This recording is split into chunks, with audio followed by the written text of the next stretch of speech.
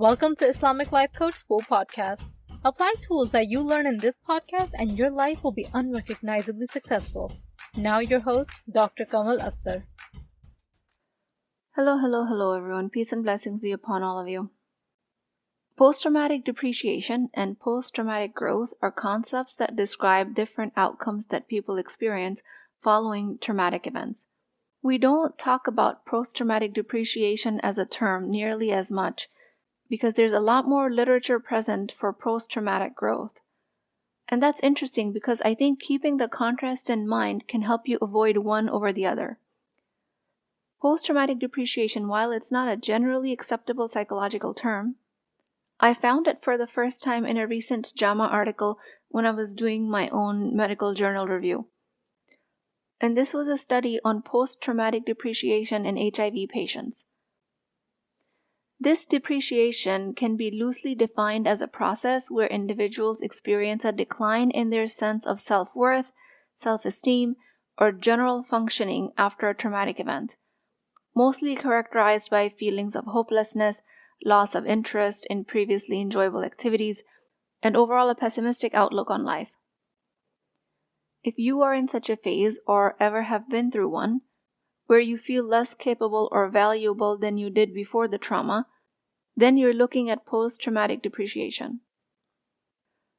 What I mentioned were just some overall monitorable signs for you to gauge if you're in a depreciation phase after a difficult event in your life or not. This again is in stark contrast to post-traumatic growth, which is a more widely accepted psychological term. Post-traumatic growth as a result of a struggle with a highly challenging life circumstance has the characteristics of you developing an understanding of yourself and the world around you, results in future improvements in your relationships, greater capacity to hold further challenges, developing a greater appreciation of life, and finding out your personal strengths, what is unique to you. At its core, post-traumatic depreciation represents a downturn in psychological health, while post-traumatic growth represents an upturn. Both of them are transformative processes, but they are two completely different outcomes. Both of these outcomes can manifest in the context of life challenges, which in Islamic belief are preordained by Allah subhanahu wa ta'ala. But they differ significantly in how they reshape your life. While I am referring to these frameworks as binary outcomes, either negative or positive, again the reality is far more nuanced and a lot of gray in the middle. People's responses to trauma are diverse and complex. It's not simply a matter of good or bad outcomes. There's a wide spectrum of experiences and reactions individuals go through. Just as a superficial gauge whether you've experienced post-traumatic growth or depreciation, consider the mechanisms you've developed in response to this challenging event. If these mechanisms have enhanced your life, created a positive shift compared to how you were living before the traumatic event, or if your life feels diminished compared to before, with a decreased sense of well-being and fulfillment. I'm highlighting the importance of this reflection because if you're in a state of post-traumatic depreciation, you might unknowingly be treating it as a permanent situation. Understanding whether your life is experiencing depreciation is a significant first step. And you might have noticed the effects of this downward turn in one or many areas of your life, like money, intimate relationships, or parenting style. Usually, this depreciation affects one area of your life more than others. Once you have this awareness, it opens the door to change. Your current state isn't fixed. By reevaluating how you view and think about your situation any given moment, you hold the capacity to actively alter your trajectory by choosing how you think about the situation. This realization is powerful. It means that as soon as you decide to shift your perspective, acknowledging where you are, and then making a conscious decision to be somewhere else, choice to steer your life in any given direction is yours. Because the default subconscious mind will keep you in depreciation and it will keep showing you that it's not escapable. Now consider a law of physics. If an object is at rest, It will not spontaneously come into motion unless there's an external force applied on it. Or if an object is in motion, it cannot stop by itself unless there is an external force applied to stop it, like gravity. This quality of inertia as it relates to physical objects is also true with emotional inertia, a tendency to do nothing or to remain unchanged, a state of emotional constancy unless an external force is applied. And this is not a good emotional constancy. If you don't apply an external force of consciousness to decide to change your life, your emotional inertia will continue to deepen your depreciation. Because, as laws of physics would have it, same applies to neurobiology. Emotional inertia is an actual force that is acting on you, state of habitual memorized emotions, when it comes to you living in a loveless marriage, or parenting a challenging child, or finding it hard to make the monthly mortgage. Any of these situations call for a change in emotional inertia. Make a choice and make an effort. How deeply you heal is your responsibility.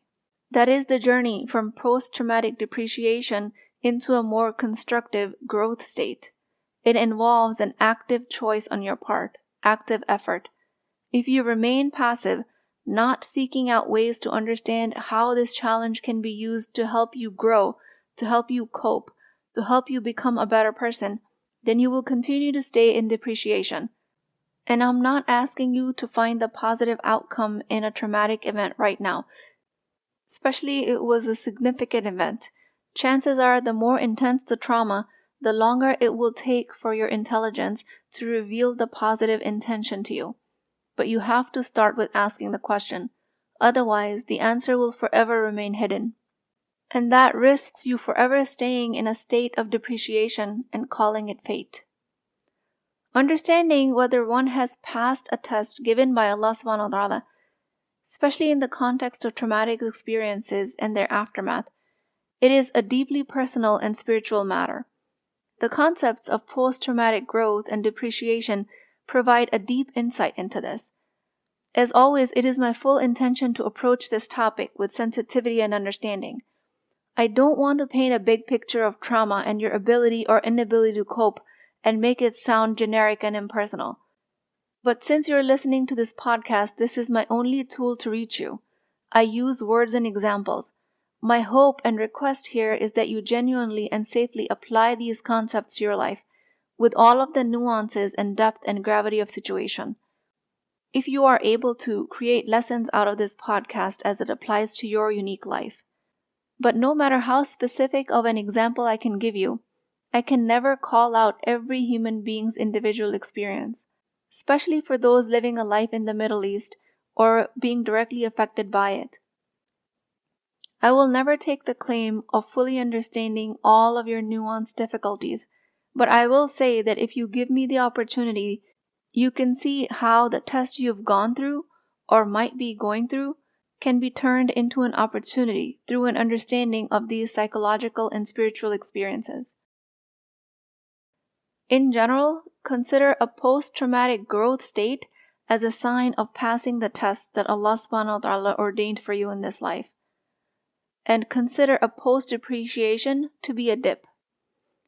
This is why in Islamic teachings, trial and tribulations are often seen as tests of faith and character. Post-traumatic growth is where individuals emerge stronger, more resilient, with a deeper understanding of life and faith. This growth isn't about feeling better. It's about a profound transformation that often involves a renewed sense of purpose, a deeper appreciation of life, and a stronger connection with Allah. This is a sign of passing Allah's test by not only enduring the trial, but also finding meaning and growth behind it. And with this linear type of explanation, it might seem like having a post-traumatic depreciation means that you will fail the test and all is lost. Even if you are in a low faith state and you're struggling to find your footing in your life, like your relationships or your spirituality or your wealth, even if there's a dip in your perceived value in the world, meaning you do see yourself going through post-traumatic depreciation, This failing of this test is not the same as failing the final, because we always have a choice to improve on where we are and gain no matter how low we think life has taken us. I am making this comparison that while post-traumatic growth strongly signifies your success, post-traumatic depreciation does not have to hold the same linear correlation, thanks to your ability to uplift yourself at any given moment. If at any point you decide to go from passive experiences of your life to active participants, that depreciation will immediately start to take an upturn just by the effect of asking the right questions. What has the situation taught me about my strengths? What are the possible benefits of this situation that I'm not yet seeing? How has this experience reshaped my understanding in what truly matters in my life? In what ways can I use this challenge to fuel my growth? How can I use this to help others? Do I even want to help others? What new opportunities for personal development has this situation opened up for me? How has my perspective about my coping skills evolved through this experience? These questions are grounded in action focusing on immediate as well as future outcomes. There is an importance in these questions of consistent efforts to have a transformative potential through your difficult, life-changing experience, which can lead you to a more profound understanding of what truly is important and what strength you've gained. And just like that, by asking these questions, you turn your post-traumatic depreciation into growth. Even if you don't have the answers to any of these questions, just asking is the most magical part. You just have to start asking. What this means that post-traumatic depreciation doesn't necessarily mean that you have failed the test from Allah. Everyone's journey and capacity to handle trauma is different. Struggling with negative emotions and a sense of depreciation after trauma is a human response, and it does not have to reflect your permanent state of faith or your worth in eyes of Allah. Experiencing difficulty in coping with trauma may be a part of your specific journey, which might be a longer journey than others, or it might be shorter. It might take you more time towards healing and understanding, but also consider that it might take you less time. What makes anybody else more special than you in creating a blessing out of a challenge? The answer to that question is only the way you choose to think about it. If you believe that it will take you longer, if you believe that your test is harder for you than anyone else, that challenge for you was more difficult, your trauma was more devastating than anybody else's, then that's exactly how long it will take you to see your post-traumatic growth. If you can choose to believe that you are not specifically broken, and you have just as many resources as anybody else to create success from these difficulties, then you will considerably shorten your time to start seeing post-traumatic growth. And in this case, I don't mean external resources, I mean resources of your mind. Allah subhanahu wa ta'ala has equipped everyone with the right resources to find growth from these tests and trials. And as it relates to deepening of the faith, you have all of the opportunities of success of the world and success of the afterlife. Life's trials are not just about the outcomes, but also about the process and effort you put into facing them. Consider that the real test that might be in your continuous effort to heal, grow, and maintain faith among hardship.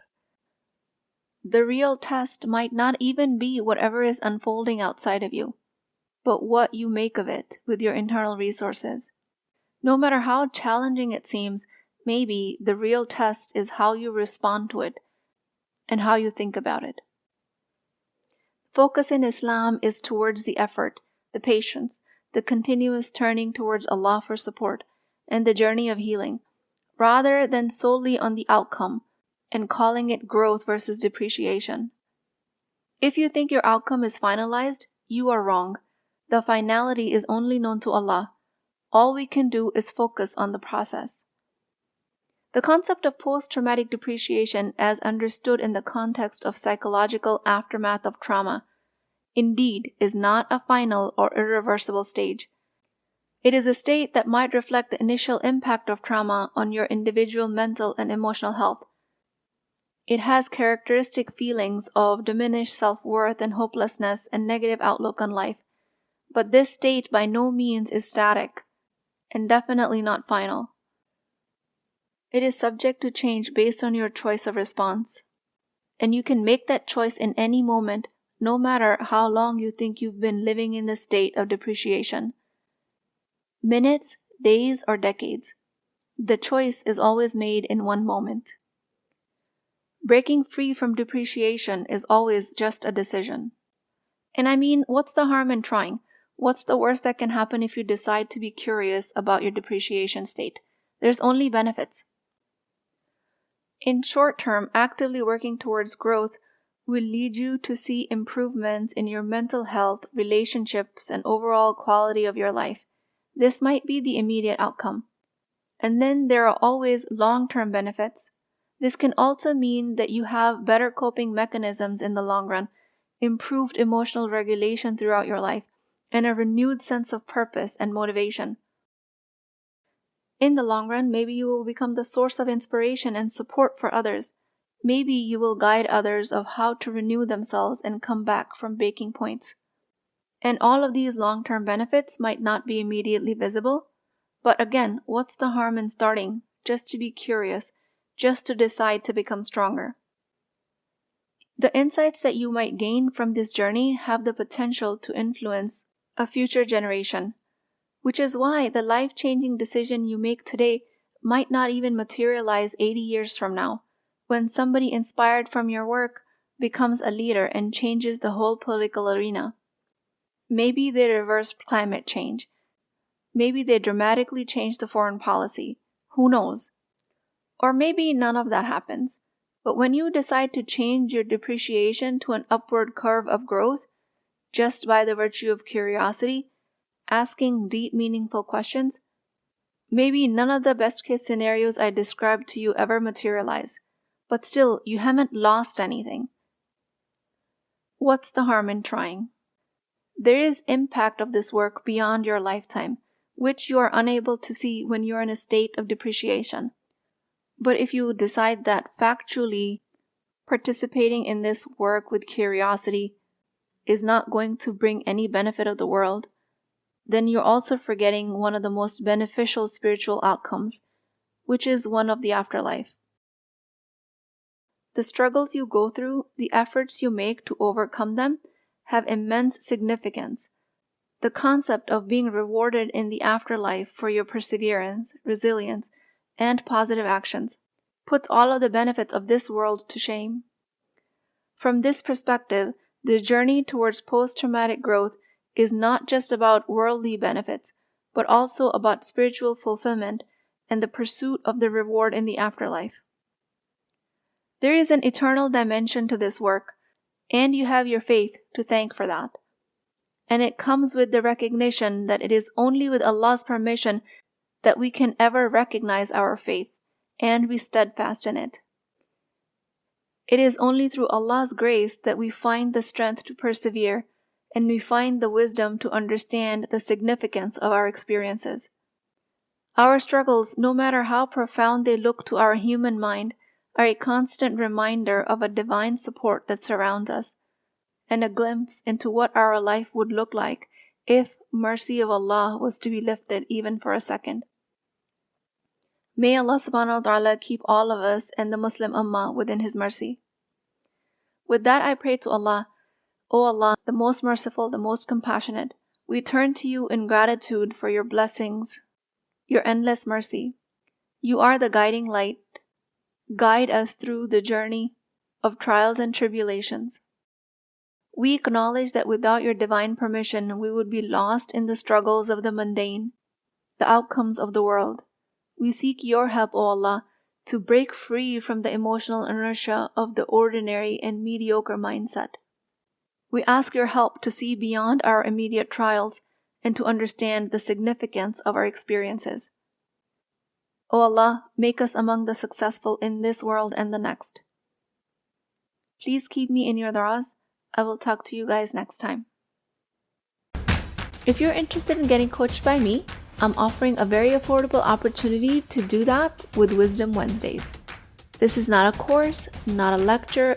This is an opportunity for live coaching, real change with Islamic adab and etiquette. You do not need more information. You actually need a space to create change. At $19.99 a month, which is the price of takeout dinner, you as a Muslim woman will create confidence, intimacy, and connection without shame or fear of judgment, because your privacy is my highest priority. So join at www.islamiclifecoachschool.com, resources, Wisdom Wednesdays. I'll see you inside, inshallah.